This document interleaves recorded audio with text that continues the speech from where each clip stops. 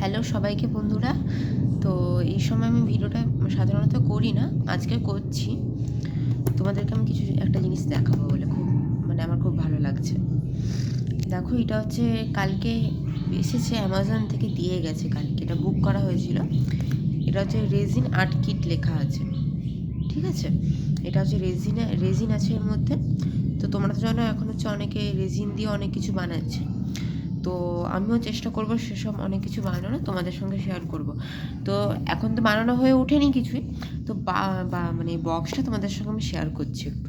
এর ভিতরে কী কী আছে চলো দেখা যাক। এই দেখো, আমি খুলছি বক্সটা। দেখো, দেখতে একটু হয়তো অসুবিধা হতে পারে, আমি একা করছি ভিডিওটা, ফোনটা আরেকজনকেও ধরলে ভালো হতো। দেখো, আচ্ছা তোমাদেরকে একটা জিনিস আমি বলে দিই, তোমরা যদি কেউ রেজিন দিয়ে যদি কোনো আর্ট কিছু করতে যাও, অবশ্যই হাতে গ্লাভস পরবে। এখানে দেখো আমাকে গ্লাভসও দিয়েছে। এটা হচ্ছে অ্যামাজন না মিশোতে এটা কিনলাম, ওখানে হচ্ছে সেল চলছিল, ঠিক আছে। তো ওই সেলটা চলছিল বলেই আমরা 500 কত টাকাতে পেয়েছি, না হলে এর একটু অনেক দাম পড়ে আর কি। তো দেখো, এখানে হচ্ছে প্লাস্টিকের গ্লাভসগুলো দেওয়া আছে। আমি তোমাদেরকে সাজেস্ট করব অবশ্যই গ্লাভস পরে রেজিনের কাজ করবে, নাহলে হাতের কিন্তু প্রচুর ক্ষতি হয়ে যেতে পারে, ঠিক আছে। আর রেজিন যেন মানে শুকনো হয়ে যাওয়ার পরে তখন তোমরা ওটাতে হাত দিতে পারো এমনি হাতে, কিন্তু তার আগে গ্লাভস পরতে হবে। তো দেখো, এটা হচ্ছে গ্লাভস দিয়েছে এইটা। আর এখানে হচ্ছে রেজিনটাকে তো মানে হাত দিয়ে তোমরা কিছু করতে পারবে না, ওই বোতল থেকেই ঢালতে হবে, তাই জন্য এই কাপটা দিয়েছে। এই কাপগুলো দেখো, দেখছো এখানে কাপগুলো দেখো, মাপ দেওয়া আছে কাপগুলো, দেখছো এই কাপগুলোই অন্যরকম পুরো। এমনি কিন্তু দোকানে যেরকম কাপ কিনতে পাওয়া যায়, এটা কিন্তু সেরকম কিন্তু নয়। এটা দেখে আশা করছি বুঝতে পারছো তোমরা সেটা। কাপটা আমি এখানে রেখে দিচ্ছি, অন্য জিনিসগুলো দেখাচ্ছি চলো। তো এইবার আমি আসল জিনিস আসছি। দেখো, এইটা এইটা আর হচ্ছে এইটা, যখনই কোনো রেজিনের মানে কাজ করতে হয়, শুধু কিন্তু এই একটা লিকুইড দিয়ে করলে হবে না, ঠিক আছে। এইটার সঙ্গে এটাকে মিক্স করে তারপরে করতে হবে, ঠিক আছে।